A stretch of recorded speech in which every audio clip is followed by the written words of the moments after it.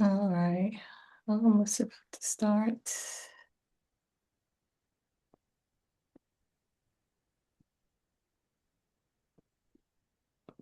Okay.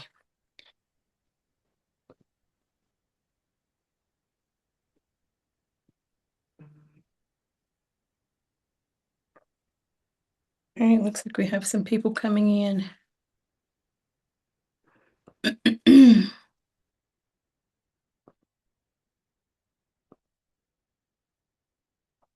All right, it is 7 o'clock, and for the sake of time, we will get started. Let's see.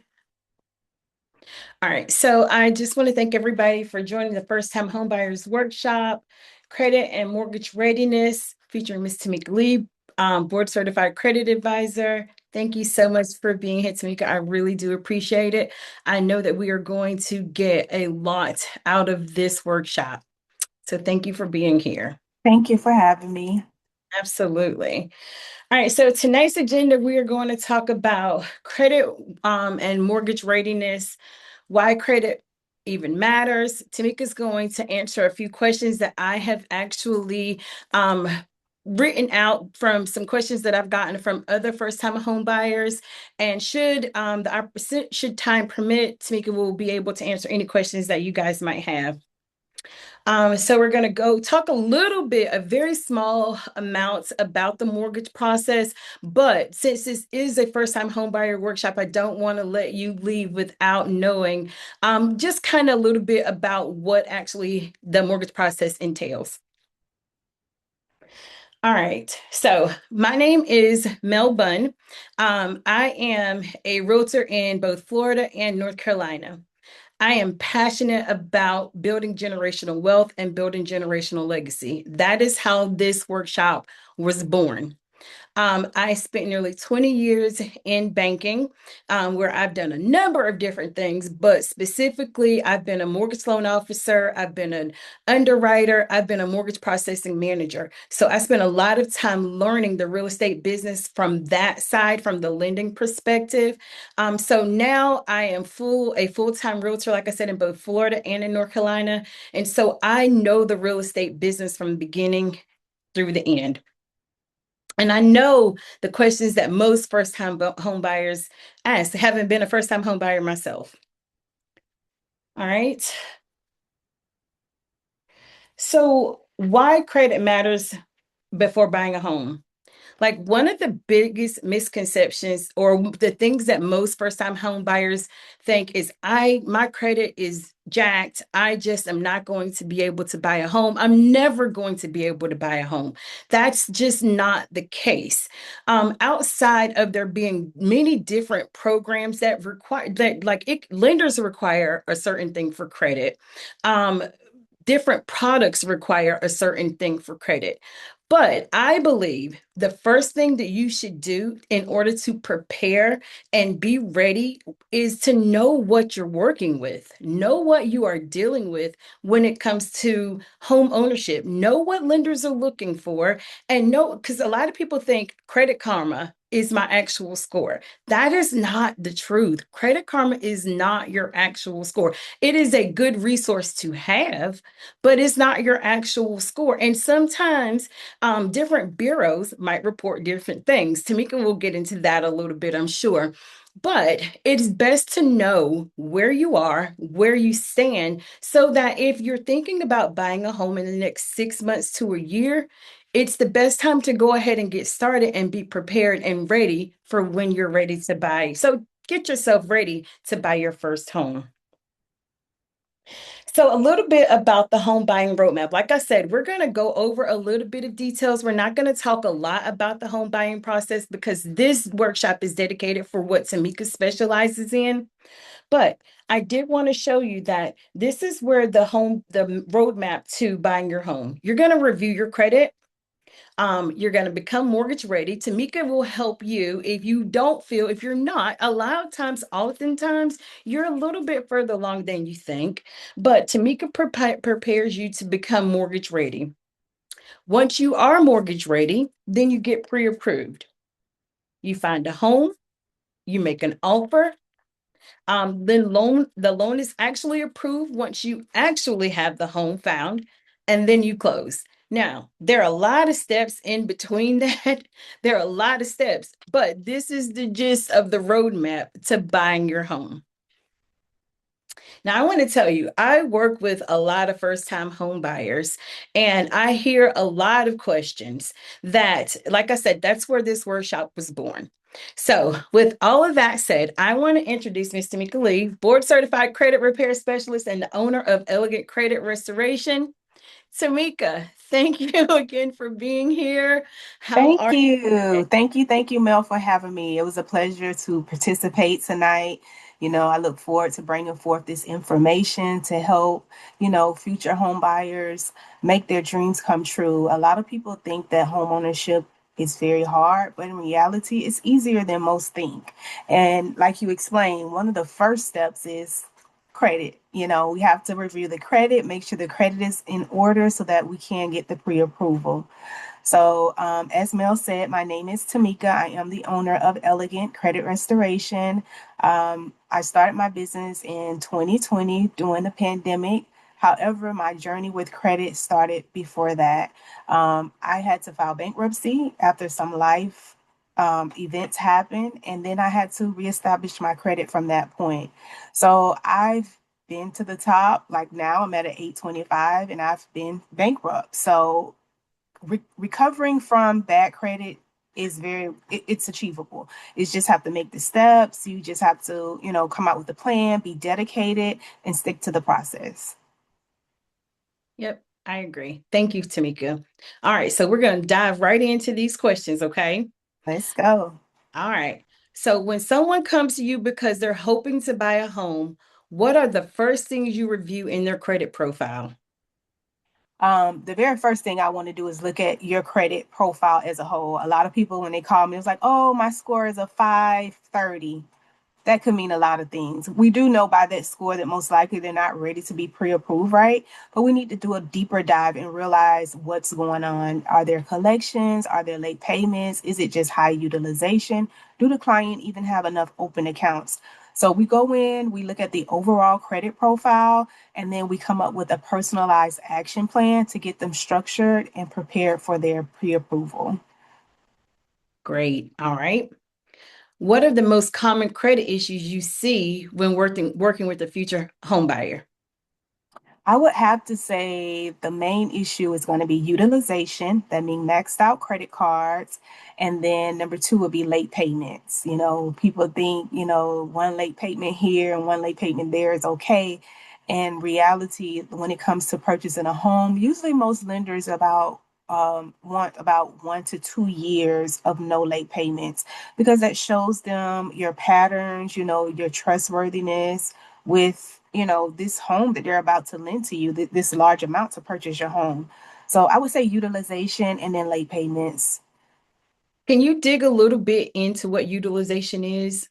Yes. So utilization is very important. It's 30% of your credit score, right? So when it comes to utilization, that's the amount of credit you're using opposed to how much the creditor gave you. So for example, if they gave you $1,000 credit card, most people is going to use $1,000. They gave me 1,000, I'm going to use 1,000. However, best practices when it comes to credit is 10%.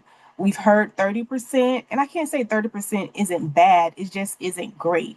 When I look at 30% credit utilization, that's comparable to a C average in school.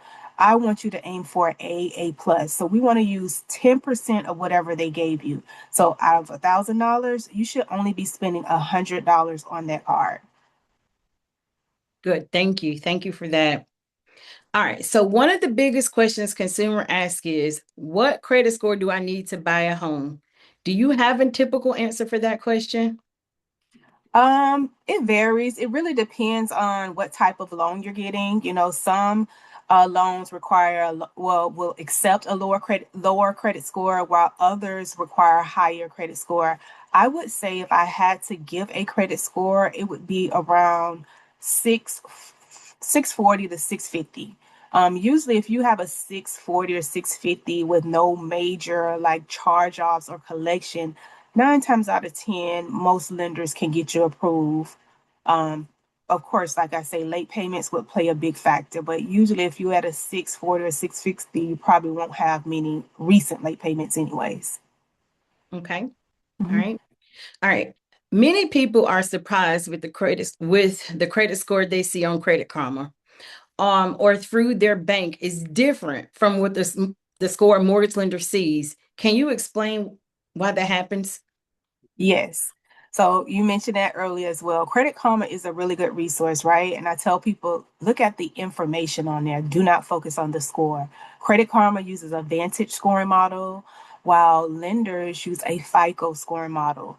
These are two different scoring models that weigh different areas, like a different percentage. So the FICO may weigh late payments heavier than the Vantage. So when your Credit Karma is showing you have an 800 and then the lender pulls it, you may show a 750. So if they're not weighing each category of your credit score the same weight, that's why the scores are different. But the most important part, Credit Karma is very good about having accurate information.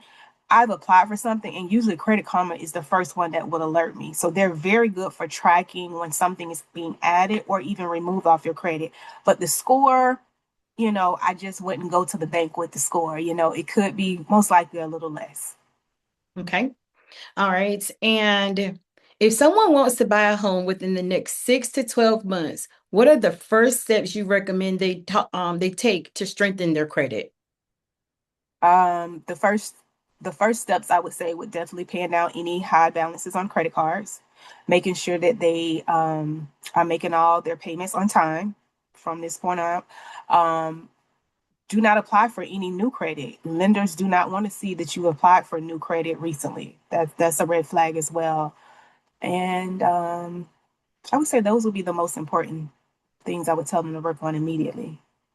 And then, the next thing, which is the collections or charge offs. If you have those things probably want to be disputed, investigated, challenged to see if you can get them off. So when we're talking about collections or charge-offs, um, are they viewed kind of the same? Do lenders view them the same as late payments? I would say yes, they're kind of in the same category because they all are derogatory items. All of them, once you get them, it makes your credit score trend downward. It lowers your credit score. It's a negative mark. So late payments, collections, charge-offs, really late payments. I've seen someone get one late payment and their score dropped 90 points. So it's very weighed very heavily in the FICO score. It's 30% of your score. So this next question is because I had one of my clients say, "Well, I'm disputing some things on my credit." So that made me think about this question. What's the difference between information that can legitimately be disputed and information that simply needs time and good credit habits to improve? Um, I would say anything can be challenged on your credit report. As a consumer, you do have the right to challenge it. It's up to the creditor, the credit bureaus. They have a standard where they have to provide documentation. And so that's how a lot of things, even if it is truly yours, it can be deleted off of your credit report because if they're not reporting it right according to the consumer laws, then they have to delete it. It does not remove any legal responsibility of it. Like if it's, example, a collection, if you have a collection and it is truly yours, you can still challenge it. You can ask for documents, you can ask for anything. As a consumer, you have that right. And if they can't provide it by law, they're required to delete it.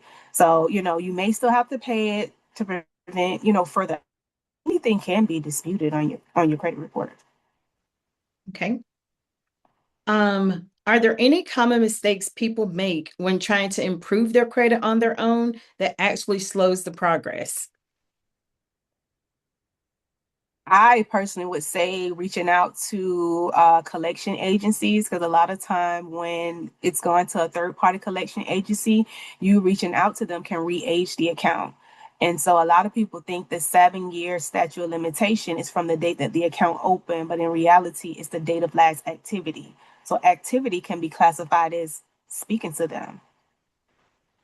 So I would say I would challenge it with the credit bureaus first before I would even go the step of reaching out to the actual third party collection agency to try to resolve the matter. That's good stuff. I didn't know that. That's good. Mhm. All right. How long does it typically take to see meaningful improvement in a person's credit, and what factors determine that timeline? um, every profile is different. I would definitely say a fair amount of time would be 3 months. You should see some type of improvement within 3 months if you're following the process, the plan. Like me as the credit agent, if I'm telling you to work on your utilization, if you're following that, I'm going to do my job with disputing the items and help making sure you're getting some items deleted. But it all works together. I've had clients where I've was able to remove all of their negative items, but they didn't pay down their credit card, so they didn't see much of an impact in their score. And that's kind of one of the things they're like, well, my score hasn't changed, but it all works together. It works together. Okay. Now, a question that I hear often is, should I pay off all my credit cards before buying a home? What guidance do you generally give people when they're trying to improve their score or their credit? I think the best percentage is 3 to 10%. If you're going for pre-approval, I would probably tell you 3% because we want that debt to be as low as possible so it doesn't affect your debt to income ratio. And the more house you can get approved for, right? Because we know that, houses are expensive and it's trending upward. So we need every dollar to count. But Mhm. I don't encourage clients to pay their balances down to zero. Crazy enough, I've seen a client pay down their credit card to zero and don't use it, and their credit score drop because they had no activity going on. And then if you can use that money towards your down payment or closing costs, use that money towards your down payment and closing costs and just pay it down to where it needs to be paid down to. Correct. Right. Because you got a lot of stuff, to cross that road to close. Right. That's right. That's right. All right.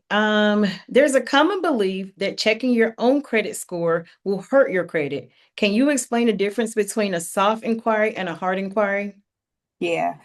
Checking your credit score does not hurt your credit.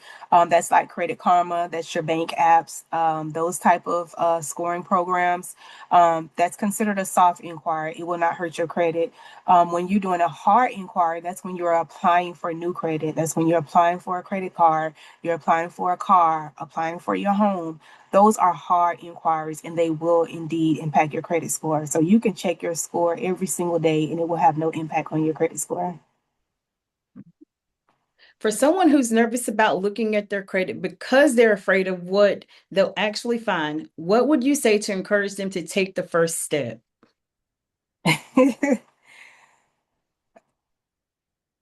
My thing is it doesn't get better until we start working on it. The biggest hurdle is starting. You have to start somewhere. So pull the credit score. Let's see what we're working with. Nothing is like some people like, I know there's nothing you could do. I've never had a situation where it could not come back. It may take more time. It may need a little more work than the next person, but you can always come back. We just have to get the derogatories off. We may have to open some accounts. We may have to pay down some balances, but you just have to come up with a plan, be consistent, stick to it. But it's no need to be afraid of it. We can't address what we don't, address. And knowledge is power. Yes, knowledge is If you power. know, you can work And on it. If you don't know, correct, you're going to be stuck in the same spot, not moving. correct. Yeah. All right. What's the one credit myth you wish more people could stop believing? Hmm. I just think that people think credit is hard, but it's really not hard. It's just something we have to learn how it works. And once you learn it, it's almost like riding a bike. You master it. It's really not hard. We just have to take the time. Unfortunately, we wasn't taught this in school, but once you learn how it works, the importance of people, most people don't even realize that maxing out their credit card is doing them more damage than anything. I've seen some people with absolutely no negative items and maxed out credit cards in the 500s, but they didn't realize. It's like, well, I'm paying my payments on time, which is awesome. And so you get an A+ in the payment history, on time payments. But when it comes to utilization, you have an F. Yep. So yeah, it's just learning it, taking the time to learn it. And once you learn it, it's really easy. I tell people getting a home, purchasing a home with that credit score is almost easier than getting a loan because a lot of people are like, oh, I want to get a loan. I'm like, getting a loan, an unsecured loan is not an easy task. Like they want a 700 credit score. They want to see that you have credit cards with high limits.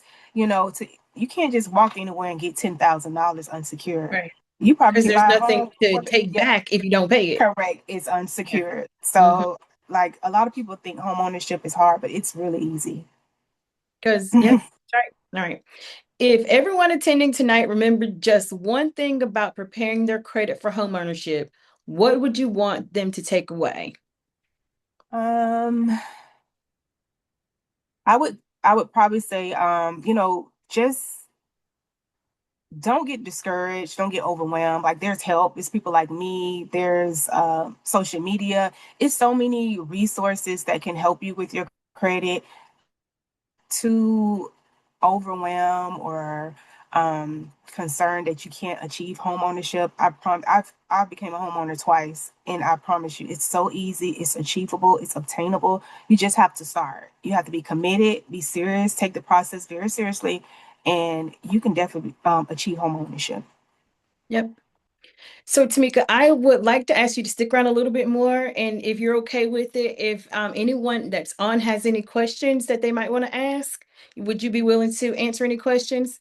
Absolutely.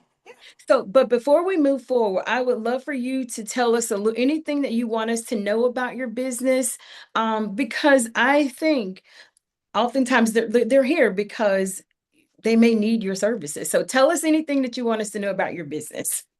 Um, I offer credit repair services. I work hands on with my clients. I will get you to the finish line as long as you're committed to the plan. I'm not expensive. I have plans for lower budgets, and I have, more top tier packages, but I have something that meets everyone needs and all of it gets the job done. Um, I just want to get the information to people. I want to help you achieve that high credit score so you can become a homeowner. I love seeing people close on their homes. It just makes my heart melt. And so, if you need some help, you have some questions, I offer consultations. The only requirement I do requires for you to order your credit report because I like to deal with facts. I get so many calls where people don't know what's on their credit, and it's almost like we're working in circles. So we want to have the facts. We want to address what's there. I can come up with the action plan for you and get you on the road to home ownership because you can become a homeowner. Yep. All right, so I'm going to share my screen a little bit and then we'll come back to you, Tameka, if anyone has any questions afterwards. All right, so now you have you came through me. I sent you to Tameka. Tameka has you mortgage ready. What now? You meet with the lender, you get pre-approved, we start the home search. That's the fun part, but we got to get there first. We start touring homes, we make an offer, and we close on your home. Now, what does that look like? So the pre-approval process, I work specifically with lenders in both North Carolina and in Florida, my preferred lenders. I typically send my people who come through me, through the lender based on where you are in the process. What I believe your credit score is, what the lender requirements are, because I work with brokers and banks, and it's different across lending professionals. But then you complete the application, they give you your pre-approval. That pre-approval tells me how much you can afford.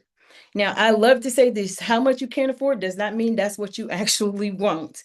They may tell you you can afford $400,000, but that's a $400,000 payment. Do you really want your payment to be that high? So, I like to work with you, even though you've been pre-approved for 400,000. I like to find out exactly where you should be in that process. I'm working with someone who got pre-approved yesterday for 400,000. We are looking at a $300,000 house for him. He knows that 400,000 is more than what he actually wants. So, I mean, some people want 400,000. Some people want to go higher. You want to put down a little bit more. So it's all depending on you and what it is you needing. So, a lot of people don't understand that you do have to pay your down payment. Your down payment is going to be based on the program that you have. FHA is typically 3.5%. That's what you have to put down. Conventional loans typically they can be 3% depending on the lender, but most conventional loans is 5% down. Your closing cost. Closing costs typically will cost you between 2 and 5% of the loan amount. So I'm not really going to go into a lot of details because this was really about credit, but I do want you to know that when you're thinking about buying a house, these are the things that you want to know, the down payment and the closing costs. Now, I will tell you this. In both of the markets that I serve in North Carolina and Florida, we are in a buyer's market. And I say specifically the markets because not every market is a buyer's market. You go down to Miami, that's probably not going to be a buyer's market. That might be a seller's market. But in the areas that I actually serve, we are in a buyer's market. What that means to say that we're in a buyer's market, that means there are more homes on the market than buyers buying. What that means for you is that I can typically negotiate my fee because that's included in the closing cost. I can typically negotiate seller credits. Seller credits can be all or some of your closing costs. That's why even though people are saying right now, oh, rates are what they are, they're kind of high. I want to wait a year, see what happens with rates. We don't know what's going to happen with rates. We don't know. This is what I like to say. It's better now to buy your home, maybe possibly get a higher interest rate and refinance in a year, than to wait a year and rates are up higher. And then you're going to keep waiting every year. I'm going to wait to see what happens. It's a guessing game. We don't know. But you can buy a home now and refinance later for a lower rate should rates happen to go down. Here's the thing also. Again, if rates are lower, homes are selling faster. You are less likely to get a seller to pay your closing costs because there's less inventory out there. Also, right now, there are a lot of down payment assistance programs in both of the markets that I serve. Lots and lots of down payment assistance programs, even on my website, which I'm going to give you a QR code at the end of this, where you can go in and see if you qualify. Now, this is for my Florida people. My North Carolina people, I don't have you just yet. But my Florida people can actually go into my website and click to see if you qualify for down payment assistance. That's always a plus to know. And then we find your home, and that's one less thing that you actually have to worry about. All right. So the process typically takes the pre-approval after you work with Tamecika and she's got you mortgage ready. A pre-approval process could take about it could take it should take just a couple of hours or a day, depending on how fast you get the documents to your lender. Um, Once you get all of the documents, it's going to be a lot of things. You'll feel like you're giving up your firstborn child, but I promise you, it'll be worth it. You're gonna get prepare a lot of things. Typically, your two recent pay stubs, most recent bank statements, 2 years W-2s. If you're a W-2 employee, if you're 1099, they may require more depending on the lender and the program. Um, but once you actually get the pre-approval, it typically takes about 30 to 45 days to find you your perfect home because what you actually believe is your perfect home when we start the process may not actually be your perfect home once we actually get in and we're looking at different houses. It typically changes. It always changes, I think.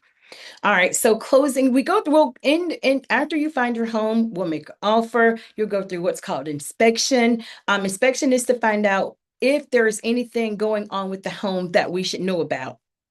After the inspection, the bank will require an appraisal. The bank will do the appraisal. If you're getting a government-backed loan, which would be FHA or a VA loan, those require another appraisal. An appraisal will go out because when it's a government-backed loan like a VA or FHA, they are a little more, they want to make sure that you don't have to pay for something a year or two into being into your home, which I think is a good thing, especially when we're first-time home buyers. All right, so you go through all of that, the appraisals come back, everything is good, and then we close. You meet me at the attorney's office in North Carolina, at a title company in Florida, and you close on your home. A couple hours later, you get the keys, and it belongs to you. Typical process from start to finish for the mortgage process can take about 45 days.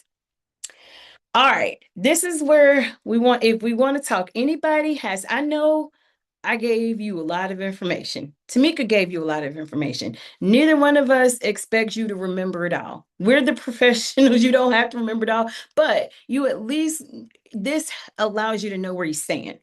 So you don't have to remember it all, but with everything that I've given you over the last 30 minutes, does anybody have any questions for myself or for Tameka? And it's okay, you can put it in the chat or you can come off mute if you have any questions. This is a good time to ask them because it's free. You know what that says to me? Tameka, we did a good job. That says to me that we provided really good I information. agree. All right, Tameka, was there anything else that you wanted to say? No, nothing else I wanted to say. My website, and you can find me on social media if you want to get in contact with me. My number is 855-941-5779. I'll drop it in the chat as well. And if you guys have any questions or concerns about your credit, feel free to reach out. I'll be glad to take a look at your credit and see what we need to do to get you to your home, get you into your home. Yes. All right. And so also on the screen, you will find my QR code. The QR code will take you right to a questionnaire that I have.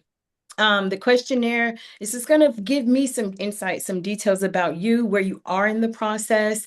Let me know how I can best serve you. If you need to go to my partner, to go to Tameka or to find out exactly where you are in the process, or if there was anything that you need to fix or work on. Oh, thank you. I appreciate that. So, all right, guys, I thank you very much. You have Tameka's information in the chat. My information is on the screen. Um, I always upload these videos to YouTube. I have a weekly video, a weekly workshop. Next week, I'm looking to have a builder professional on. My builder needed to cancel for next week, but I'm looking for others on. But this is always every Wednesday, 7 p.m. Eastern Standard Time. It is loads and loads of information because I want to build generational wealth, generational legacy. I want us to know what we can do. And homeownership will actually create a lot of those opportunities for us. All right, guys. Anything else, anybody? All right. Enjoy the rest of your night. Thank you so much for joining. Thanks. Bye. Bye.